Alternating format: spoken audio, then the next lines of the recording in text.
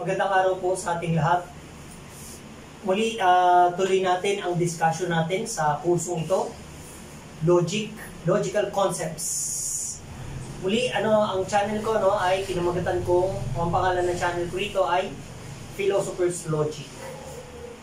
Okay, ngayon, ang next concept to be distinguished ay yung sense and reference. Okay, at kukunin natin yung idea ng distinction nito kay philosopher Gottlob Frege, no, 1848 to 1925. So, nung una, yung mga una natin mga concepts, kinuha natin yung marami doon kay Irving Copy. Ngayon, talagang sa philosopher na si nakagaya ni Frege, no. Okay,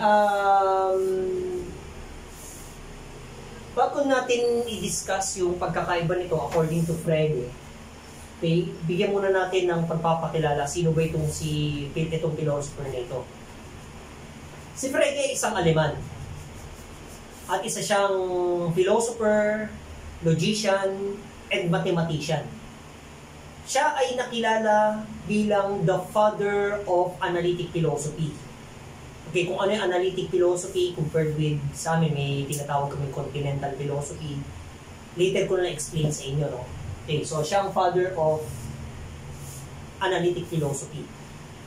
Yung kanyang mga works like Sense and Reference or yung Ubersinn und Bedeutung, no, sa original na lingwaheng ginamit niya, tsaka yung Begriff script na ibig sabihin ay concept script, ay hindi masyadong napansin yung mga unang panahon ng maisulat ito ni Frege, no? Okay, until dumating sina G. Sapiano, si Bertrand Russell, at saka si Ludwig Wittgenstein, at yung iba pang mga philosophers. So, doon naging widespread. Doon masyadong naging kilala yung malaking significance and contribution ng mga writings ni Frege sa larangan ng logic, ng philosophy, at ganoon din ng mathematics. Si Frege ay malaki rin ang impluensya naman sa kanya ni Gottfried Leibniz at ni Immanuel Kant, na eventually yung mga yun mababanggit din natin sa ibang mga pag-aaral natin, sa ibang mga concepts, no? Then marami pa tayong concept na i-discuss, no? Okay, sa akin ko lang papakilala sa inyo mga yun, no? Okay, so sense and reference, galing ito sa kanyang writings na pinamagatang Ubersinn und Bedeutung. Nang ibig sabihin na sense and reference na isinulat niya noong mga 1990s, I think 1990s, 1890s, I think 1892, mga ganun, no? Okay, now, sa mga ibang philosophers, naging concerned sila na i-distinguish yung connotation and denotation. Okay, yung intention and extension. Yung description and acquaintance. Okay, some others say na yung sense and reference ni Gottlob Frege ay identified with those concepts na binanggit ko sa inyo. Pero according to Frege, hindi dapat ito identify na kagaya nung mga binanggit nga natin, no, na dinistinguish na ng ibang mga philosophers, yung connotation and denotation, intention and extension, at saka yung description and acquaintance, yung mga distinctions, no? Okay, so para kay Frege, okay, yung truth value ng declarative sentence, okay, o sabihin natin yung proposition, yung truth value niya ay okay, yun yung tinatawag na reference. Okay, reference, no? So yung truth value ng declarative sentence, ano yung truth value? True o kaya false. So the truth value of a true proposition is true. At yun yung kanyang reference. At yung false na truth value ng isang sentence ay yun yung kanyang reference. So sa madaling salita, yung reference is the truth value while yung sense ito yung thought. Okay? So yan ang unang distinction ibinigay ni Frege. Now,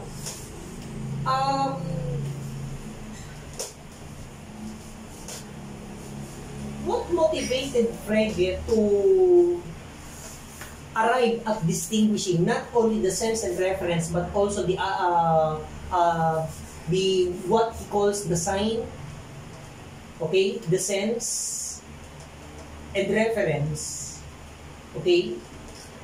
So, he arrived at distinguishing these three concepts, okay, as a product or as his response to the question of the problem of identity, okay, raised by his contemporaries. Okay? And what was that question of identity which give birth to Frege's way of distinguishing these three concepts? So, meron kasi problem na gustong sagutin yung mga philosophers at isa dito tumugon si Frege, yung kung yung identity ba, okay, identity, ano ba example ng identity? Yung A is equivalent to A, o sabihin natin A is equivalent to B is are what? Ay identical propositions ang tawag namin dyan, no? Okay. So, ang tanong ni Frege dito, okay, yung bang identity ay about sa relation ba ito ng objects represented by the names or signs? Kasi ito mga signs yan eh, or names. Ba? So yung mga identity ay tungkol sa relasyon ng signs and names, tungkol sa relasyon ng objects being represented by the signs and names, or relation siya ng signs lang. Again. Ulitin natin ha. Okay. So, what drives Frege to arrive at the introduction of distinguishing sign, sense, and reference is because this is the product of or the effect of his response to the problem of identity. And that problem goes on to say that, or goes on to ask, okay, whether identity, okay, is about the relation of objects being represented by the signs, or relation ba siya ng signs? Okay? So, ang sagot ni Frege dun sa kanyang isang writing pa na tinatawag na Begriff script. A Begriff script. Nang ibig sabihin, concept script. Okay? Sinasabi niya rito na ang identity, hindi ito tungkol sa relasyon ng mga objects being represented by these signs, no? Yung mga signs na or names. Kundi ang identity ay about sa relation ng what? About sa relation ng signs, hindi ng objects. Okay? At dahil dito, ipapakilala niya yung pagkakaiba nitong tatlong ito. So, ano ba yung tatlong yan? Anong pagkakaiba niya? So, sabi niya, yung sign, okay, ay ano? Yung sign ay any designation. Okay? Any designation representing a proper name. Okay? So, kaya yung mga proper names, okay, signs yan, no? Sign yan. Okay? So, it is composed of what? Okay? They are names, okay, or combination of words or letters. Words and letters. So, yun yung signs. Okay? Again, any designation representing a proper name, okay, whose referent is the definite object, at yun yung reference. Yung nire-refer niya, ay yun yung reference, o yung tinatawag din yung object itself. Okay? Tapos yung sense, sa sense, nandito yung mode of presentation. Okay?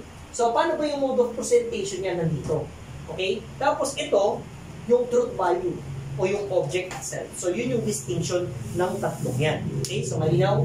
Okay, now, bigyan natin ng mga examples. Ano ba yung mga examples na binigay ni Frege dito? Una, no, banggitin natin yung, okay, ilan lang yung i-ano ko sa inyo, okay, yung, diba, yung morning star and evening star. So, sabi niya, itong example ng, isa sa mga examples ng pagkakaiba ng sense and reference. Yung morning star, mayroon siyang sense. At iba yung sense ng morning star doon sa evening star. Diba? Magkaiba sila ng sense kasi magkaiba sila ng thought na kino-convey. Pero, Then magkaiba rin sila ng mode of presentation. Kaya magkaiba yung sense. Okay? Pero iisa lang yung reference nilang dalawa. Ano lang ang object reference nitong dalawang to? Walang iba kundi yung Venus. Kanya? O kaya, dyan para makikita mo na, magkaiba yung sense at saka yung reference. Kasi yung sense is to. Ito yung object itself. Okay? Yung reference. Okay?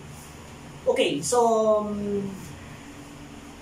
ilan pa sa mga binanggit niyang example na makikita naman doon sa isa pang writings niya, yung Big Greek script o concept script, yung si Aristotle, minention niya doon si Aristotle. Ano ba, in saying that kay Aristotle is the pupil of Plato, kasi estudyante siya ni Plato, no? Pero teacher siya ni Alexander the Great. So in saying that Aristotle is the pupil of Plato, conveys a sense. And it conveys a different sense dun sa Aristotle is the teacher of Alexander the Great. So magkaiba yung sense ng dalawang yun. Pero iisa lang yung reference niya. Okay? Both of them refers to the same person. The same person named Aristotle. Okay? Okay, so isa pa. Okay? So binanggit na rin dito yung A, the proposition A is equal to B and A is equal to A. Suppose A is equivalent to B is true. Okay? So magkaiba sila ng mode of presentation. Diba? Magkaiba sila ng mode of presentation.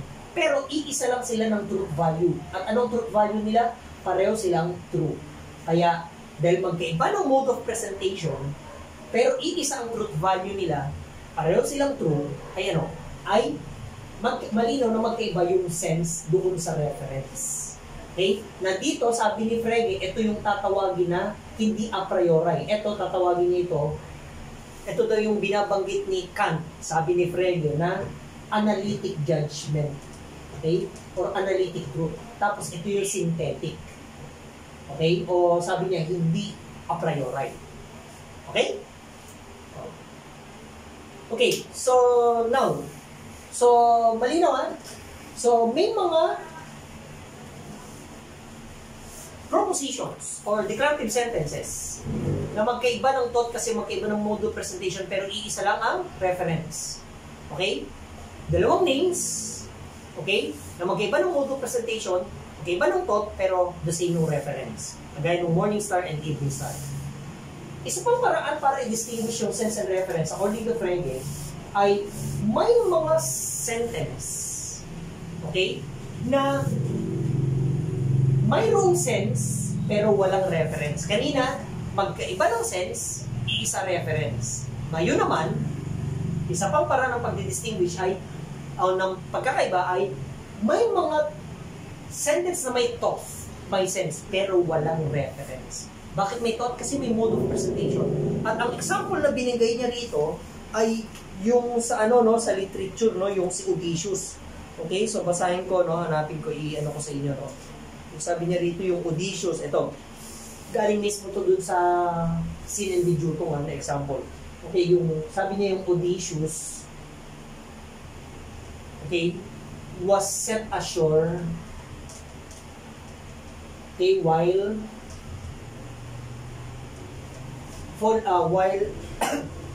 sound asleep. Diba? Okay, so di ba meron siyang thoughts eh. Sabi ni Frege, may thoughts yan. Therefore may sense. Pero walang reference. Bakit? Meron bang Odysseus? Ano man? Okay? Nasa literatura lang yun ng mga Griego. Okay? So, yan lang muna ibibigay ko sa inyo. Okay? So, malino na magkaiba yung sense at saka reference. Now, bigyan natin ng konting application in practical. Para sa akin na to, ito akin na to. The way how I understand Frege. Kung i-invento tayo ng sentence to refer to something na wala naman siyang reference, diba? May thought siya. May sense, pero walang reference. Okay? At ang example na siguro pwede kong isay dito, halimbawa ganito. Halimbawa lang, no, nagkakaroon kayo ng patutsadahan, no, biruan. Okay? Halimbawa, sabihin na natin, nagkaroon kayo ng reunion ng mga barkada mo nung high school. No? Nagkaroon kayo ng reunion, no? Ngayong mga college na kayo. Tapos, yung mga classmate mo, may mga shota na, may mga asawa. Tapos ikaw tinanong nila, bakit ikaw parang wala kang pinapakilala sa aming shota mo? Hindi ka pa balik ka shota? Ngayon, para hindi ka naman maging tingin mo ay parang pakiramdam mo parang napag-iwanan ka, umimbento ko ngayon halimbawa. Sabi mo, meron akong shota. Okay? At inassert mo sa ganitong, o sinabi mo sa ganitong paraan. Okay. My boyfriend's name is, sabihin na lang natin, is Smith. Okay? Smith, an American engineer living in the United States. Okay? So yung pagsasabi mo na yun, may thought siya, di ba? May thought. Pero may reference ba? Wala. Inimbento mo nga lang yun. So may sense siya. Pero walang reference. Diba? Ano pa? Yung mga inimbentong address ng mga scammer, mga swindler, mga nanloloko, sabihin. Meron kaming ganitong opisina at ang address niya ganito. So nagbigay ng address. Okay, pero nung pinunta mo, wala naman palang ganong address. So may thought siya, may sense. Okay? Kasi nandun merong mode of presentation, okay, ng mga signs, pero wala siyang reference. Okay? So, yun yung application na para sa akin ay ganun ko naiintindihan yung pagkakaiba ng sense and reference according to Frege. Okay? So, sana ay nakadagdag sa atin, okay, ng kaalaman ito, no? Teka pala, no? Nakalimutan pa ako. Para saan nga pala itong distinction ng sense and reference? Okay, kay Frege ulit tayo, balik tayo kay Frege, no? Sabi niya, yung truth value, okay, yung reference, diba, sabi natin, bilang truth value, okay, ng declarative sentence, ito magiging basis ng tinatawag na rules of replacement. Okay? Rules of replacement in modern symbolic logic. Buti hindi ko nakalimutan, no?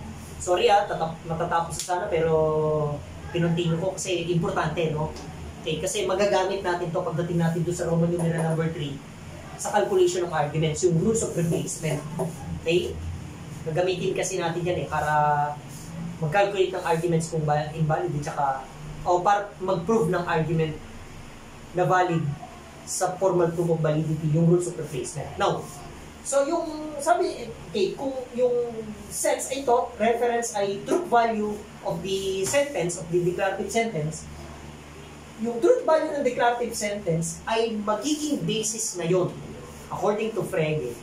Sinabi mismo ni Frege ito dun sa Ubersin and Unbidutong, no? Dito yan, no? Sa readings, ito. No? Okay. So sabi niya, ito ang magiging basis ngayon ng rules of replacement in symbolic logic. Now, ano ba itong rules of replacement? Ito kasing rules of replacement, okay, the rules of replacement states that, no, the truth value of the compound statement, or the truth value of the component part or parts of the compound statement when replaced by other component part with the same truth value, the truth value of the original statement or proposition remains the same. Okay? So, citan ko nga kayo ng example kahit na wala pa tayo sa rules of replacement. Okay? Meron tayo 10 rules of replacement na ipapakilala later sa Roman numeral number 3, no? Okay. Example nun, halimbawa sabihin natin yung De Morgan's theorem. Neither P nor Q, okay, is equivalent to not P and not Q. Okay, so isa to sa mga rules of replacement. Okay, so sabi ni Frege, yung reference bilang, yung truth value bilang reference ng declarative sentence o ng sentence o sa atin ay proposition, ayun o, the rules of replacement, ito yung magiging basis ng rules of replacement. Okay? Okay, the truth value of the sentence will become the basis of the rules of replacement in modern symbolic logic. And that rules of replacement, no, na sinulat ko kanina, at isa sa mga rules niya ito, among the many, the rules of replacement states that the truth value of the component parts, okay, of the compound statement, kasi compound statement yan eh, okay, the truth value or the truth value of the component parts when replaced by other component part of the same truth value, the truth value of the entire proposition will remain the same. Okay? The same with the original. Kanya, kung ito ang truth value nitong buong proposition na yan ay true, pag pinalitan mo yung truth values ng component parts, remember yung truth value ng compound statement nakabatay sa truth values ng component parts. Okay, na-explain ko sa inyo pagdating ng Roman numeral number 3, no? Okay. Now, yung truth value nito, itong mga propositions na ito, kapag pinalitan mo sila ng ibang sentence, ng ibang component part, okay, na may the same truth value, yung truth value ng kabuuan, mananatiling hindi nagbago. Diba? So, ganun lang yun. Yun yung sinasabing rules of replacement. It states that, okay, the truth value of the compound statement, okay, or the truth value of the compound statement will remain the same even though you replace its component parts with other simple propositions having the same truth value. Okay? The new proposition, okay, its truth value remains the same. The same with the original. Okay? So that is what is being stated in the rules of replacement na gagamitin natin sa modern symbolic logic pag nag-calculate tayo. So ipapakilala ko sa inyo lahat yung rules na yon. Okay? So muli, maraming salamat po sa inyong pagsubaybay. Maasa ako nakatulong sa inyo, nakadagdag sa inyo ng kaalaman nito. Okay? Lalo na sa mga gusto talagang seryoso sa analytic philosophy at sa logic. Muli, samahan niyo ako sa susunod nating video na iba pang mga konsepto. Thank you.